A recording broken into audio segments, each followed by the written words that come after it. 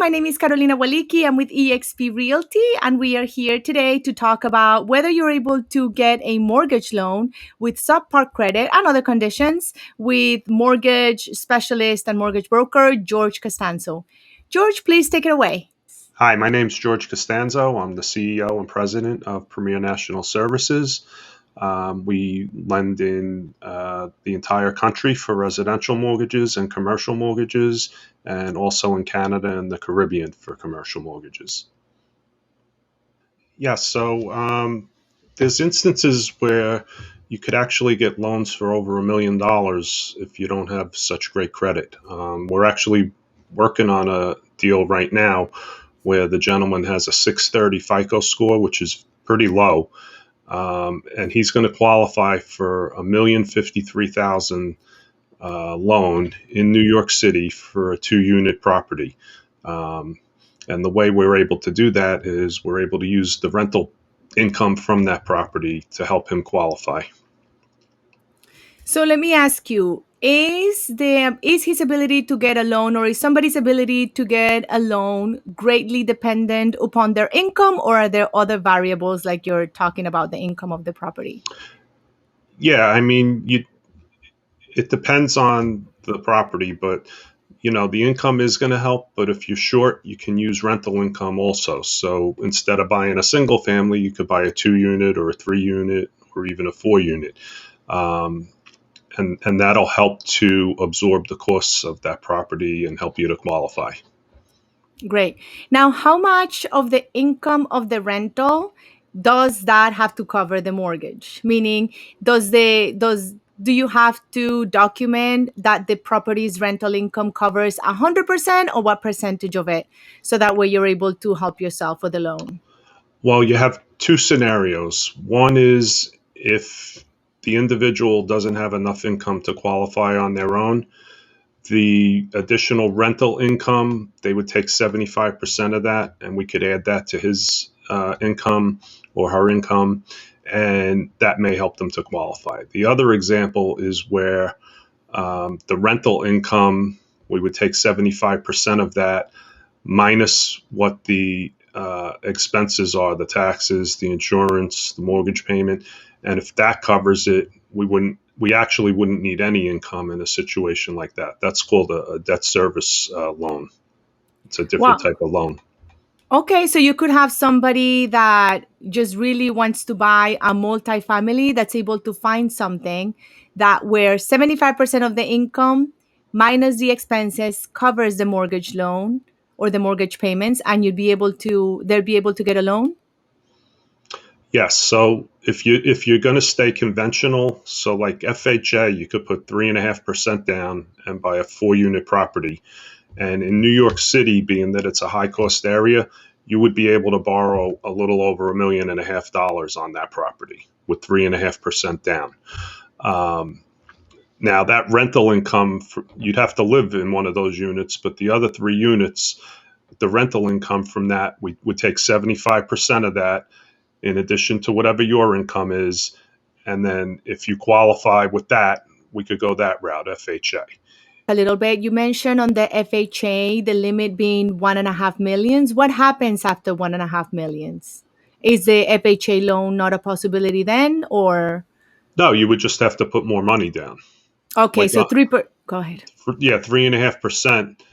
If the purchase price, if the loan amount after you put 3.5% down is, I think it's 1.6 or 7, something like that, is the loan limit for a 4-unit, you would be able to buy it with 3.5% down. But if it's a $2 million property, you'd still only be able to get, just under 1.6 million. You'd have to come up with the difference. Okay. So you'd have to have that liquid. Yeah, if you're doing an FHA loan, yes. Okay, great. And the advantage of doing the FHA would be, of course, lower down payment. Is the interest rate also tend to be better than on the other type of loan? Yeah, usually that'll be better than a commercial loan, but we've been pretty aggressive lately on the commercial rates. I mean, I just did one at 2.5%. And you also have Fannie Mae and Freddie Mac loans that you can do this with also. But I'm only speaking FHA because we were talking about bad credit. Fannie Mae and Freddie Mac, you're going to need better credit. The other route is to do a commercial loan where they just would look at the numbers from the property. So you wouldn't even have to live in one of the units. So if all four units were able to cover those expenses of the property and it was net cash flow positive, in that instance, you'd be able to get a commercial loan. The difference with that is you need between 10 and 20% down, depending what state it's in. Now, in New York, you would need 20% down in that instance for a commercial loan, but you could also go above 4 units. So you could buy 6 units, 10 units, 30 units, whatever the case may be. That's great. And clearly, the greater the amount of units, the higher their income, the more likely you are to be able to get a loan. I mean, provided you have the capital for 20% down, correct? Yeah, because the lender looks at it as less of a risk. If you have 2 or 3 units and one of them doesn't pay, that's a large percentage of the cash flow. Whereas if you have 12 units and 3 of them don't pay, you still have 9 that are paying, and you still should be net positive on your cash flow. So the lender will look at a larger unit actually as less of a risk, and sometimes those are actually easier to get approved for. Great. And for the commercial type of loan, does your credit matter, or a 630 would be okay as well? Yeah, no, even lower than 630 commercial. Your credit and your income become less important with commercial loans, especially when it's a lot of units, because really what the lender's looking at is the financials of the property. How much cash is coming in? What are the expenses to run the property? What's the mortgage going to cost? And they want to see what the net positive cash flow is. Do they consider your expertise level in order to be able to run a property? Like if you've never been a landlord before and you're thinking about buying a 3 or a 4 or 5 unit, and you are thinking about getting a commercial loan, does the lender look at you and think, well, this person has never run a property before, I'm afraid that they won't be able to, or they don't really consider that, they just consider the numbers? No, they will consider that, but you could also hire a property management company. So those things would be taken into consideration.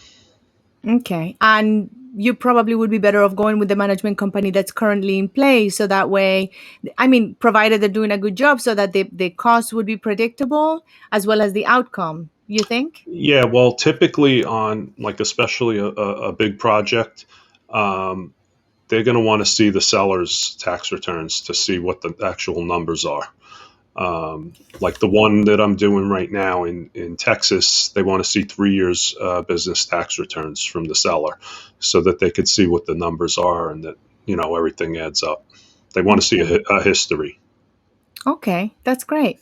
And what about mansion tax? So I know for residential real estate, usually if it's 1%, I'm sorry, if the property is more than 1 million, up to 1.99999, you have to pay 1%, and then it increases, gradually every million, 1.25, 1.5, and so forth and so on. Right. What is the case in multifamily units? Do you still have to pay the mansion tax even though it's multi-unit? Yeah, now this is specific to New York City. Mm-hmm. Um, so what happens is anything 1, 2, or 3 units, you have to pay the mansion tax. Once you get to 4 units and above, there is no mansion tax. So if someone's considering buying a 3 unit, they may want to consider a 4 unit just to avoid having to pay that tax because it can, especially in New York City, you're talking, big Yeah. dollars. That can be a big expense towards the closing costs.